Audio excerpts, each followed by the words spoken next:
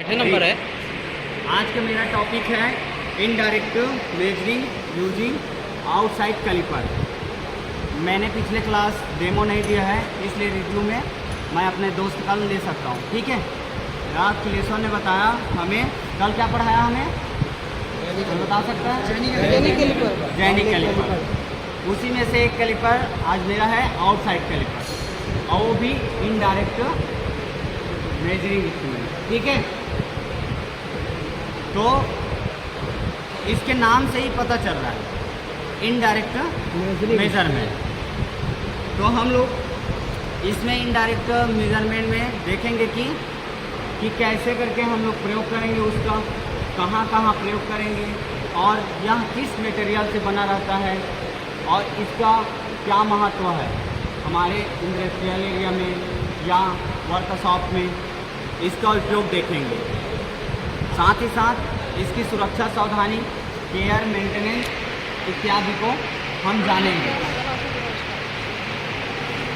तो मेरा टॉपिक है आउटसाइड कैलिपर। ये आप जो देख रहे हैं सबको दिखाई दे रहा है? जी सर, इधर ध्यान दीजिए। नहीं सर, आगे बढ़ो आगे। ये आप जो देख रहे हैं ये क्या है? Outside calliper. ठीक है, यस सर। ये इनडायरेक्ट है। हाँ, ये इनडायरेक्ट। इससे माप पता चल रहा है क्या? नहीं ना? ये तुम्हारा तो छठा नंबर है। इसके पार्ट से देखते हैं। सर दिए तो खुद ब खुद अपने आप से वही है, इसमें हम नहीं बनाया, सर दिए हुए हैं। मेरा भी कौन वाला है? ठीक, और इसमें पिच दांते का क्या करते हैं? दांते नहीं, बी केयरफुल। ओके, और जो इसको क्या बोलते हैं? लैग। ये पॉइंट है उसका जो मेजरमेंट करेगा, यही मतलब इसको मेजरिंग पॉइंट भी बोलते हैं। ये जो बीच में दिख रहा है इसको फलक्रम कहते हैं। क्या कहते हैं? फलक्रम। फलक्रम ही इसको ये देता है, इसमें गेटिंग देने का काम करता है, कैसे खाने में और पास लाने में। तो ये किस मटेरियल से बना रहता है? ये हाई कार्बन स्टील से बना रहता है एंड माइल्ड स्टील से। नहीं बुला रहा है, मजाक नहीं। क्यों ये चुपचाप खड़ा हो जाएगा। इसका मटेरियल क्या है? High carbon steel and mild steel. इसका पॉइंट जो देख रहे हैं ना, पॉइंट, इसको हार्ड एंड टेम्पर किया जाता है, क्योंकि इसके बार बार उपयोग करेंगे तो क्या होगा? ये घिस ये जाए। मेरा है, ठीक है, 4 नंबर मेरा है। घिसने को बचाने के लिए इसको हार्ड एंड टेम्पर किया जाता है। अब हम इसको देखते हैं प्रयोग कैसे करते हैं। हमने क्या क्या देख लिया? मटेरियल देख लिया, इसके पार्ट मटेरियल समझ रहा है, इसके पार्ट्स हो, बाकी सबको दिखाई दे रहे हैं। इसका उपयोग कैसे करते हैं? इंडस्ट्रियल में इसका उपयोग मैं 1 साल का अप्रेंटिस किया हूँ, तो मैं आपको बताना चाहता हूँ। मैं जब अप्रेंटिस में था तो ऐसी बेरिंग, मान लीजिए बेरिंग है, तो है नहीं है, ठीक है, लेकिन जब बेरिंग हमको गर्म स्थान में या साफ्ट में लगाना रहता था, ये बड़ा साफ्ट है और ये बेरिंग है, तो इसको लगाने के लिए बहुत ज़्यादा हैमर तो चला नहीं सकती, इसमें चला सकते हैं क्या? अगर चलाएंगे तो बेरिंग क्या होगा? खराब हो जाएगा। तो इसके लिए इसको हीट ट्रीटमेंट करते थे, मतलब आयल में, बेरिंग को आयल में रख देते थे बांध करके, और हाइड्रा से उसको बांध दिया जाता था। ठीक है, फिर बेरिंग को कम से कम 3 से 4 घंटे लगातार आग जलाया जाता था नीचे में, तब जाके बेरिंग, आग जलेगा तो बेरिंग क्या होगा? अंदर का जो बोले हो क्या होगा? मेटल का प्रवृत्ति है ना, गर्म होने पर वो क्या होता है? फैलता है। अब ये 20 का था, ये भी 20 का था, लेकिन इसको 20 mm का मान के चलिए, तो इसको अंदर में रख देंगे तेल में, तो गर्म होने पर ये फैल जाएगा, क्योंकि 1 mm बढ़ सकता है ना, स्पेन होगा ना फैलेगा, तो ये 21 का हो जाता तो आराम से हम लोग आसानी से इसको फिट कर देते थे, और ये ठंडा होने पर वापस सिकुड़ जाता था, जिससे बेरिंग लॉक हो जाता था। ये बड़े बड़े इंडस्ट्रियल एरिया में किया जाता है। तो इसी का माप लेने के लिए अक्सर उपयोग वहाँ पर माइक्रोमीटर का उपयोग कर सकते हैं क्या हम लोग? कर सकते हैं क्या? गर्म स्थान पे तेल के डूबा हुआ है उसको देखने के लिए क्या कर सकते हैं? नहीं। स्केल का उपयोग कर सकते हैं क्या? नहीं कर सकते। तो वहाँ पर हम लोग आउटसाइड कैलिपर का सहारा लेते हैं। इसको हम जैसे कि 20 ml का था तो इसमें 20 ml माप भर दें, ठीक है। माप भरने के बाद हम लोग उसको चेक करते रहेंगे, इसको फैला है कि नहीं। जैसे कि हमने 20 ml इसमें माप भरा, कैसे माप भरेंगे इसको? स्टील रूल की सहायता से। किसके सहायता से? स्टील रूल की सहायता से। और ये अन्य इंस्ट्रूमेंट से कम परिशुद्धता है। क्यों? क्योंकि स्टील रूल का अनुपात कितना होता है? 0.5 ml, 0.5 ml। तो उसी प्रकार का ये भी शुद्धता देगा, सही है ना? समझ आ रहा है सभी लोगों को? Yes sir. इसलिए जैसे कि हम लोग 20 ml इसमें माप भर दिए,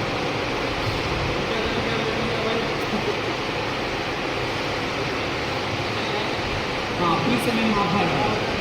20 ml माप भरने के बाद ये चलो चलो अच्छा देखिए इधर ध्यान दो यार। ये कितने का होगा अनुभव से? नहीं, आप लोग इमेजिन कीजिए 32 का होगा क्या? 32 का हो सकता है? 30-35 देखते हैं। ये एक बार चेक कर दो।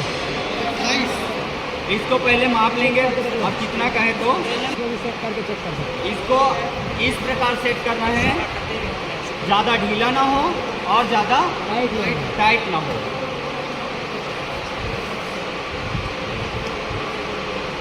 ये क्या कर रहे हैं हम लोग? एडजस्ट कर रहे हैं। क्या कर रहे हैं? एडजस्ट। क्या सर? हाँ, ये देखो ये ज़्यादा टाइट हो गया तो इसको हल्का से ढीला करिए। हाँ, ये जा रहा है, और इसके पॉइंट को देखेंगे कि ये बराबर टच कर रहा है कि नहीं। अभी भी ढीला है, देख लीजिए। अगर एक तरफ टच किए हैं तो एक तरफ गैप दिख रहा है, ऐसा नहीं होना चाहिए। थोड़ा सा हम और टाइट कर लेते हैं। ये ठीक है? ठीक है। हल्का हल्का हो रहा है, अभी भी हल्का टाइट हो रहा है, तो इसको इतना चल जाएगा हल्का से। आप में से कोई अर्जुन सर आप करके देखेंगे, देखिए ऐसे करके ये ज़्यादा ढीला हो रहा है, थोड़ा सा एडजस्ट चेक कर लो ना एक बार, चेक थोड़ा कर सा लो। ध्यान से देखिए सभी लोग। ओके भैया, सर एक बार चेक कर लेते ना कितना है, इसके बाद हम लोग करके देख लेते हैं। ठीक है ना? वो कुछ नहीं, फिर इसमें स्टील रूल में देखेंगे। फिर स्टील रूल में हम ट्रांसफ़र करके देखते हैं कि वास्तव में क्या है। देखिए ये 32 mm का है, 32 ml। इसका बाहरी माप लिया है 32 mm। आप देख लीजिए, कोई भी CRG का दो। CRG ध्यान से देखिएगा, पॉइंट लग रहा है 32।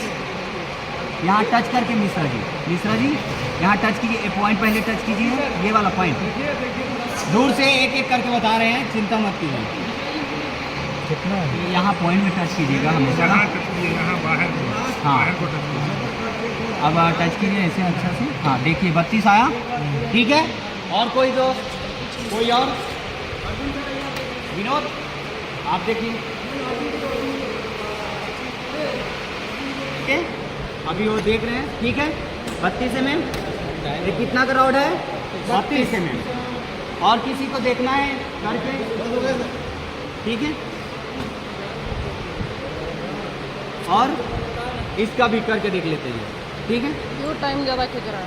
टाइम ज़्यादा जल्दी करो।